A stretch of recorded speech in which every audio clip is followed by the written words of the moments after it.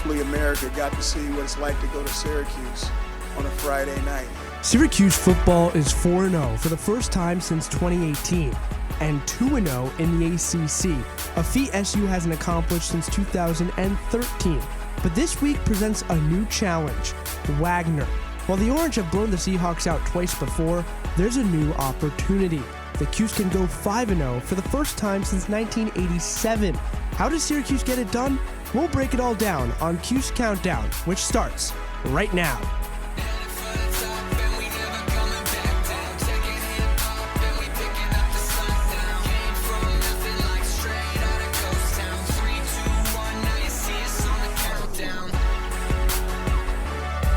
Cuse Countdown is back. Welcome into the CitrusTV studio. Ben Spector, Leo Silverman, and Ian Nicholas here with you, breaking down Syracuse's upcoming matchup with Wagner. But before we do that, we have to address last week's gutsy 22-20 victory over Virginia. Syracuse entered this contest riding high. The Orange were 3-0 for the first time since 2018. While SU scored a touchdown on its first drive, it was a tale of two halves. Syracuse was up 16-0 at the break, but Virginia marched all the way back and took a fourth quarter lead. With just over a minute remaining, though, in came 2018 Lou Groza Award winner Andre Schmidt. The kicker booted a 31-yard field goal, a kick that sealed the victory for SU. The win gave the Orange a 2-0 record in the ACC for the first time since 2013, but it might have come at a cost. Let me show you. Follow me. Okay, so if you're a Syracuse fan, you go to your computer, look at the final score, and think, wow, close game, but ultimately SU came away with the win. And that's absolutely true. There are things to be proud of. Sophomore Rondé Gadsden put up over 100 receiving yards for the second consecutive game. But rooted in all of this was the sheer amount of injuries the Orange suffered on Friday. It started before kickoff, where redshirt freshman Derek McDonald was on the bench without pads on and missed the contest. That thinned the depth at the linebacker position, and during the game, it got progressively worse. Defensive lineman Terry Lockett left the contest with a knee injury in the third quarter, and head coach Dino Babers said earlier this week that he'll be out for the season. The Orange are now without 4 total starters: fullback Chris Elmore, linebacker Stephon Thompson, receiver Isaiah Jones, and now Lockett. They're all done. So according to Dino Babers, backups must become starters for SU. You know, I thought when it comes to those young people adjustment, I think they had to adjust to being in the game and being under the pressure. You know, there's one thing to be a starter and another thing to be a backup, but everybody wants to be a starter, and then all of a sudden you're a starter, and you got to cover LeBron, and you got to cover Kobe. I mean, like, you're a starter and he's scoring, and everybody's looking at you like, when are you going to stop him? You're like, the other guy couldn't stop him. But I was proud about how they came in. Yes, everybody wants to be starters. Everybody wants to play, but Dino is comparing college football players to LeBron James and Kobe Bryant. They're basketball players. Leo, I'm just trying to process. What is Dino Babers trying to say here? Ben, for me, he's really just trying to hype up these guys and back them in the media, in my mind, to put them on such high standards. And against Virginia, he had good reason, in my mind. I mean, guys like Anwar Sparrow, you saw Eric Cooley. Those were the guys that broke up the 2 final passes against Virginia to shut down their drive. So far, it seems like he's backing his guys up, and luckily, they've been doing a good job. They really have been doing a good job. You have to give a lot of credit to those guys stepping in. I mean, the basketball comparison is a little wonky. Maybe that's why Syracuse has been so up and down. Maybe Dino thinks he's coaching basketball, but at the end of the day, those guys stepped up and made plays down the stretch to propel them to a really gritty win. Leo, you mentioned Eric Coley. His dad was on the coaching staff last year. He left, still came up in a big spot. And SU still has a lot of injuries, though. But one of the starters for Syracuse is defensive back Garrett Williams. While he gave up over 100 yards to Purdue receiver Charlie Jones 2 weeks ago, he's been all over the field. And with 2 interceptions this season, a crucial one late last week, Ian, he's been a key piece for this Orange defense. Ben, he's not just the key piece, he is the X factor. I mean, he did everything. Interception right after Syracuse turned the ball over. What does Garrett Williams do? He does what Garrett Williams does, make plays on the ball. This is an NFL player, and look, he's going to have his ups and downs. When you play the cornerback position, you're going to have good weeks, you're going to have bad weeks. Charlie Jones, bad week. UVA, better week. I'm still a bit hesitant on him moving forward, especially with the big teams coming into town. But Leo, when he's on, this whole secondary is playing at another level, which really helps out Tony White. Oh, it does wonders for Tony White. I will play with a devil's advocate, though, that pick he had against UVA. I'm pretty sure you could have picked off that ball, absolute toss up into the air. I don't have your height. Hey, I mean, it was such an easy pick, but I mean, Garrett Williams is so vital. There's no way to understate it. He has been exposed a little bit, vertically, but I think against big-time opponents, he'll step up. Certainly will against Wagner. Height or not, Garrett Williams has been spectacular for this defense, but receiver Oronde Gadsden has been a spark for the offense. With 2 consecutive 100-yard contests, Leo, does Syracuse have a clear-cut first option in the pass game in the sophomore? 1,000%, Ben. You call Garrett Williams the X factor on the defense. Oronde Gadsden, X factor on the offense. I think he's the X factor for the entire team because he just makes this offense so good. We've seen so many years where we've just watched those smaller, speedy wideouts. A couple of them have breakout games, but no big possession receiver. Oronde Gadsden is that man for Garrett Schrader, and it's going to do wonders for Syracuse's offense against Wagner and hopefully going forward for the season, Ian. You say Gadsden is a big possession receiver, Leo. I would disagree. He's big. 6'5", 215, but the man can move. He creates separation. Syracuse hasn't had a receiver this big and this skilled since Jamal Custis, but he gets more open than Custis, which really allows Schrader to trust him in any situation, just like against Purdue and just like in the first half against Virginia. What a comparison from you, Ian. And Gadsden, he's certainly been a big piece for this Orange offense. A surprising low light, though, to get negative, that's Sean Tucker. Yeah, the program's single-season rushing yard record holder hasn't found the end zone since week 2. And his season long, it's just 13 yards. So Ian, Leo, break it down for me. Why has it been such a struggle for the sophomore? Yes, Ben, Sean Tucker has been struggling. Only 2.6 yards per carry over his last 2 games. Leo and I are going to become detectives, break down the film, figure out with our magnifying glasses what's going on. 7-man box against UVA after the Devon Cooper motion.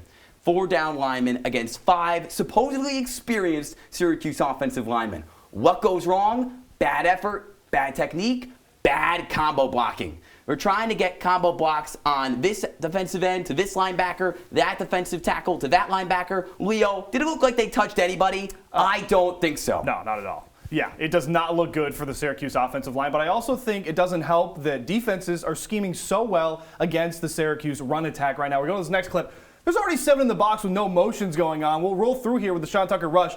Not good to be sideways as an offensive lineman. Doesn't look good. And there's already about 4 in the backfield with 3 more coming. I'm not going to spoil this play too much for you, but you can guess. Doesn't go too well for Sean Tucker. Once again, dropped behind the line of scrimmage. And the Syracuse rushing attack does not look so good. But luckily, they should be able to fix it against Wagner, Ben. They might be able to fix it against Wagner. Not really a great defense there, but the Syracuse offense has had some highs and unexpected lows. One of those highs going into last week's matchup was ball security. SU went into last week's game with 0 turnovers on the season, but against Virginia, SU turned the ball over a whopping 4 times and still won, though. So, Leo, this strategy, it's not that sustainable, right? Far from sustainable, Ben, but luckily it's a problem that Syracuse really hasn't been dealing with all season, because if we take out that Virginia game, the turnover margin for Syracuse as a whole is 7-0 right now. So as long as this doesn't keep progressing game to game against those bigger opponents like your NC States, your Notre Dames, and obviously Wagner this weekend, you should be fine. Even if the turnovers do start to become a thing, Leo, when the defense responds the way they did after each and every turnover, you're going to be in a good spot. Oh, yeah. Virginia got the ball inside Syracuse's territory not once, not twice, 4 times inside Syracuse's own 40. They came away with 7 points. That's Tony White's defense going to work and picking it up for a really weak offensive performance. The defense responded well. You know who else responded well? That's Andre Schmidt. The redshirt senior went 5 for 5 last week, and that tied a program record. Head coach Dino Babers says that the old Andre is back. So, Ian, is Dino correct? He's back, but he's back for one reason. 2 words, Bob Legashevsky. We talk about Garrett Schrader and his ability to throw the ball well. Why? They gave him a good offensive coordinator, Robert and I. Andre Schmidt, no special teams coordinator last year. You bring in a guy who can actually coach him up, and look, he's back to 2018 form. Congratulations on the record to Schmidt, but I'm going to pump the brakes a little bit. None of those kicks were further than 40 yards. Let's see if he can hit that big kick in Death Valley, and then I'll start to praise him a bit more. That was a pretty big kick. A pretty big kick indeed, also a big win for Syracuse. But we're up against the break on Cuse Countdown. On the other side, we'll break down everything you need to know about the Wagner Seahawks. That and so much more. Stay with us.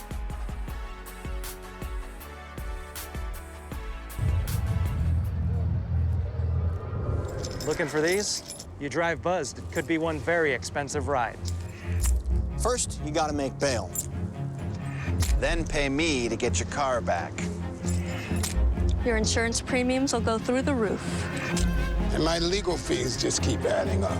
All told, it could end up costing you $10,000. Buzzed, busted, and broke. Because buzz driving is drunk driving. I see you mobbing over her. Let's go. Let's mob. Let's crawl. Let's crawl. Let's crawl. Hey, yo, we mobbing. Come on, girl. Let's crawl. Hey, yo, let's crawl. Hey, yo, let's crawl. Hey, let's crawl. Hey, yo, let's crawl.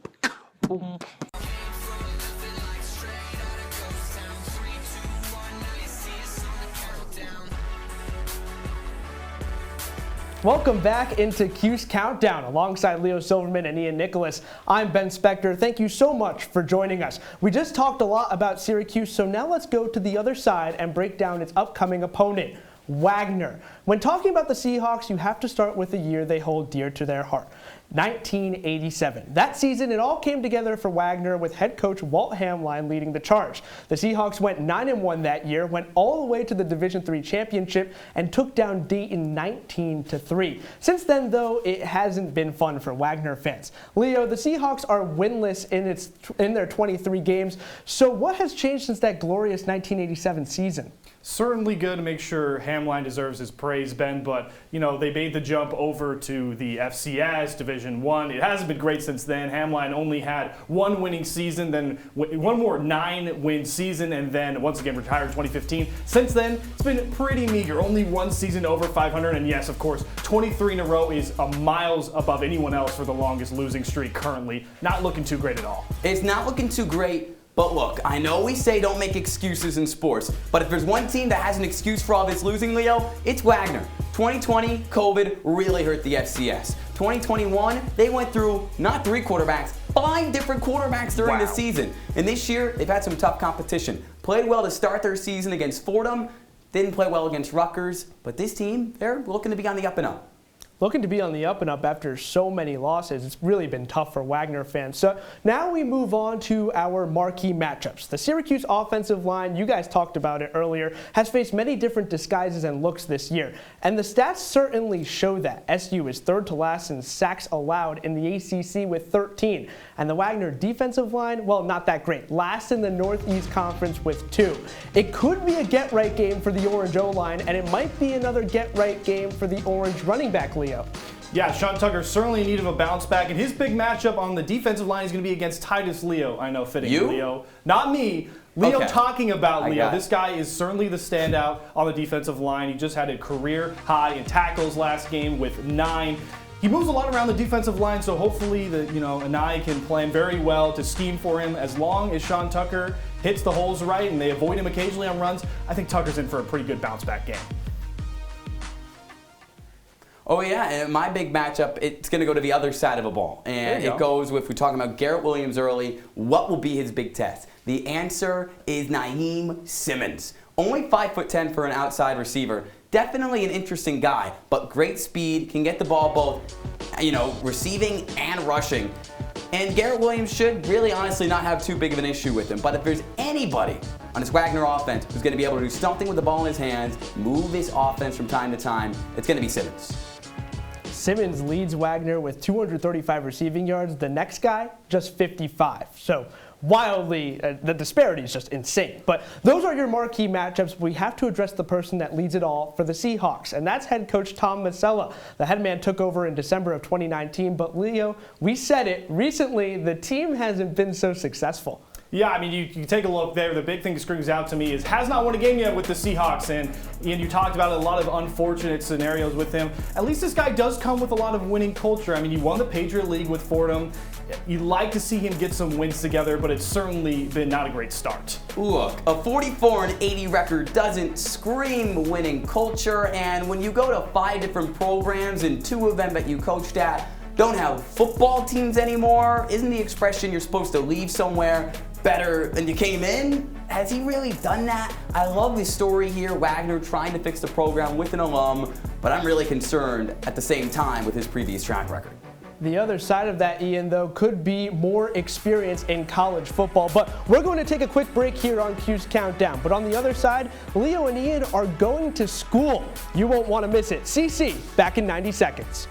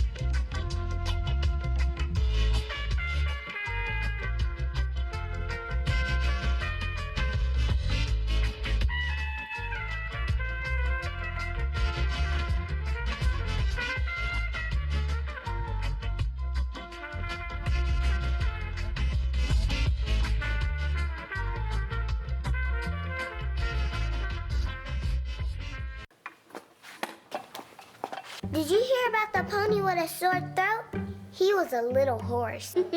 Can I tell you a cat joke? Just kidding. Why couldn't the Why was the basketball court all wet? Why? Because the players kept dribbling all over it. Where did cats go on vacation? New York.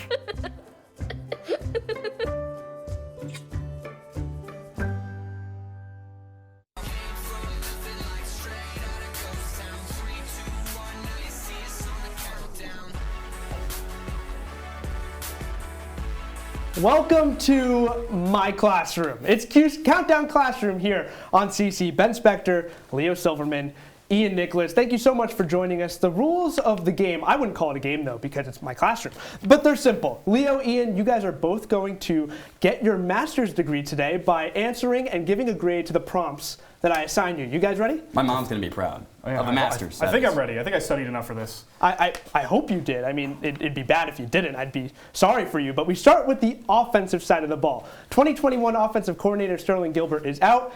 In came Robert Anae from Virginia for 2022. And SU has put up over 30 points in 3 of the 4 games this season. So, Leo, what grade are you giving Robert Anae and the play calling? It's a bit of a two-phased answer, but I'm going to go with a B- Spector for Robert Anae. And here's the thing, right? When you look at the passing game, Robert Anae's done wonders for this team. I mean, he's unlocked Garrett Schrader to another level. I give a lot of the attribution for Oronde Gadsden's emergence to his play calling, the routes they've given him as well. But with the running game, I have a lot of issues. Just too many inside the tackle runs. I feel like he's stunted Sean Tucker a little too much for my liking. So he gets a pretty decent grade, but B-, certainly room for improvement. Well, you start by saying, oh, he's worked wonders for this team, and all of a sudden you give him a B-. If I came home with a B-, I'd be grounded. Robert Anae this offense was grounded last year, and all of a sudden he's made it viable through the air. As you mentioned, who was Oronde Gadsden? This freshman who didn't play at all last season? B+ for Robert Anae and his ability to air this ball out with very little weapons outside of Gadsden. And yes, this offense has been super productive, Leo, even with Sean Tucker struggling. You know, you can only work with what you got. This offensive line, it's not very good. That's no secret. Sean Tucker will get it going, and I think Anae turns a B+ away this week when they play Wagner. I'd certainly like to see an improvement on the grade, nonetheless. I think we agree on that. You want to see an improvement on the grade, but you gave it a B-. Room for improvement. You're giving out the grade. 30 points in 3 of the 4 games. You said, nah, don't want the degree today. I'm going to give it a B-. That doesn't get you many master's Good degrees. Look great against UVA, Ben. Hey, relax. But we still stay on the offensive side of the ball with the wide receiver position because the room has had some ups and some downs. We talked about it a little bit earlier. Oronde Gadsden leads the group with 300 receiving yards this year. The second leading receiver, not a wide receiver, that's Sean Tucker. So Ian, I'll go to you first. What's the grade on the wide receiver room this year? Professor Spector, please. It's not great. Thank you for being professional, by the way. Of course. I mean, we're in a professional setting, right? That's true. B-.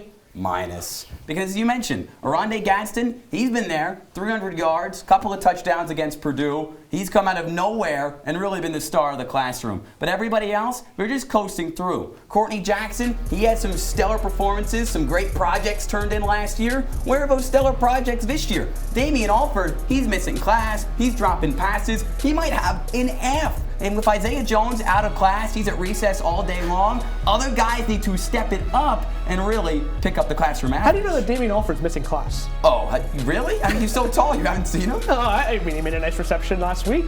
A nice reception. All right. He's starting one catch. Leo, what do you That got is here? the key word, a nice reception. But I'm going to go from pessimist to optimistic here, Professor Spector. I'm going to give them a B+. And yes, a lot of that has to do with Oronde Gadsden. I mean, this guy had 26 yards, about 24, 26 yards last year as a freshman. 12 times that already through 4 games. That's just absolutely stellar. We already touched on it, though. He's the first multi-tooled wide receiver Syracuse has had in a very long time. And yes, Sean Tucker might be the second leading receiver, but I would argue that's a strength because Anai has been plugging him into that wide receiver classroom. He's told him, take a couple extra office hours, come in with the wide receivers, and now it's done wonders for the screen game. So I would go with a B+. The receiving back electric. Walk me through giving the play calling a B- and then praising Robert Anai for putting Sean Tucker in positions to get the ball because in the receiving game. I'm praising the passing game, and this is specifically wide receiver play nature. calling could be a part of the passing game. That's that why it's a B+. master's degree could be in jeopardy. But from offense to defense we go. I know you guys love defense. Syracuse, the third best scoring defense in the ACC. And while the defensive back room has some studs, the front seven, they do as well. But with the loss of Stephon Thompson and now Terry Lockett, things could get interesting. But Leo, up to this point, how does the front seven look? What's the grade here? Professor Spector, keyword there you said, up to this point, I'm giving them an A++. Are you They crazy? were bringing me Got that apples. They extra were bringing credit, Spector. too. They were bringing every teacher man. apples. They were making sure to show up to office hours. This is They've been not doing real. absolutely stupendously. I mean, That's they already, a stupid grade. well, here, let me give you the reasoning here. He's the student. I'm the professor, you're the student, Ian. Let's go. That's very can't true. have an opinion. We're talking about coming into the season, right? You lost your top sack leader already, and guys immediately step up against Louisville. I mean, Willie Cunningham had nothing to do that entire game. And then you lose some guys, and we've been talking about this next man up mentality. You have a bunch of guys step up. You have Caleb Okechukwu get that amazing pick 6 against UVA. We already talked about Derek McDonald, had that amazing pick against Louisville. Obviously hope that he's back. It's the fact that stars are performing super well coming into the season, and the guys on the bench are stepping up amazingly. I'm giving them the A++ so far. They've been doing stupendous. I still think that's unbelievable. No amount of extra credit can give someone an A++. 1 point. Okay, regardless, I'm still keeping it really high because this is one of the strengths of his team. I'm giving it an A-, Leo, and here's why. That linebacking core might be the best in the conference. Michael Jones is an unbelievable talent. Marlo Wax has really taken his game up another level this season. The only reason it's not an A or an A+, or on your scale, an A++ is the questions along the defensive line. And I know that unit has really proven everybody wrong this season, but with Terry Lockett's injury, as Ben mentioned, there are more questions to answer. I really like Caleb Okechukwu. I really like Jatius Gear. But still, there's some unprovenness there, and I don't know just yet if I can get them to that next level and if they can be high honor roll Dean's List just yet. Dean's List, so fancy. But so fancy. You went crazy about the A++, and then you said, I need to see more, so A-? Yes, that's just, you have to. I expected like a C, if we're going to be honest. A C. That's from one of the best defenses in the country. I'm not crazy. Hey, I'm just saying what I expected. But semester grades are in. These are the grades. They're locked. They're beautiful. Can't be changed, though. Sorry, guys. I know you want them changed, but they can't. But we're wrapping up here on Cuse Countdown. One final break before Leo and Ian give you some over-unders. Don't go anywhere. It's CC.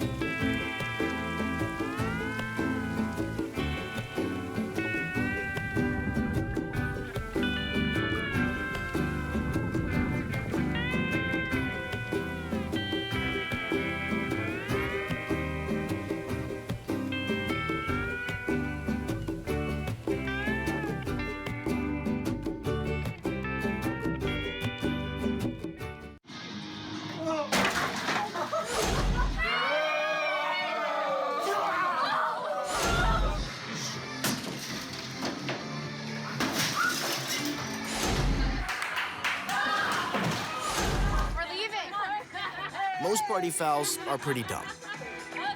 But if you decide to drink and drive underage, you could lose your license and your freedom. Underage drinking and driving. The ultimate party foul.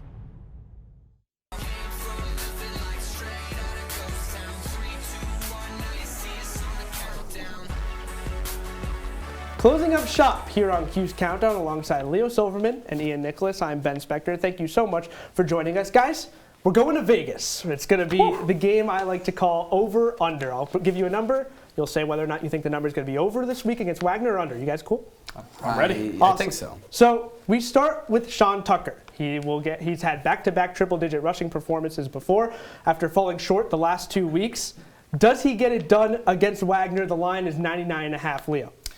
Ben, I'm going to play a little strategical with this one, and I'm actually going to go under. And it's purely for the logic that I think Syracuse is going to blow out Wagner so bad, and Wagner just watched UVA stack the box with 6, 7 guys constantly. They're going to think, maybe we have a shot if we can do that. We can stuff Sean Tucker. It's not going to work. The passing game is going to flourish, and Tucker not going to play by the second half. So I'm going to go under with a strategical bet. You know, maybe Wagner and their strategy think they'll be able to shut down Sean Tucker. Let me tell you something. Wagner is not shutting down Sean Tucker. You think when Albany came to the Dome last year, they wanted to shut down Sean Tucker? I think they did. Did they, Leo? 250 yards and 5 touchdowns wouldn't indicate so. This is a get-right game for Sean Tucker, and that's way, way over. Maybe not 250, but easily he's going to clear 99. I love your attitude. Get-right game. I'm all for it. I'm ready to run through a wall. But staying put with the offense, the last 2 matchups between these 2 programs, well, they've been blowouts in favor of Syracuse. And in 2018, there was a 45-point first-half performance by the Orange. So, Ian, does that continue? And if it does, how many quarterbacks play in this one? Over, under, 2.5? I'm taking the under. Oh, okay. And when they played Albany, the only 2 quarterbacks that got on the field, if I'm not mistaken, were Tommy DeVito and everyone's favorite bearded man, Garrett Schrader. Garrett Schrader's obviously going to start this game, and he's going to dominate in half number 1. But the guy you see in the middle of the graphic, Carlos Del Rio Wilson, he's the future of this program, and he is going to see a lot of action. Then I'm going to keep this one short, all right? It's an over. I mean, this game is not going to be close. Dan Villari will see time. So one more macro, quick, 8.5, over, under. Leo, I'll start with you. I'm going hot. I'm going to go over the, Wow. I'm going to hit the over just at 9-3. I love this team. I think they're going to be able to hit it. Under. If they go 3-4 in their last 7 games, that's the ceiling. Their max is 8 wins. Come on.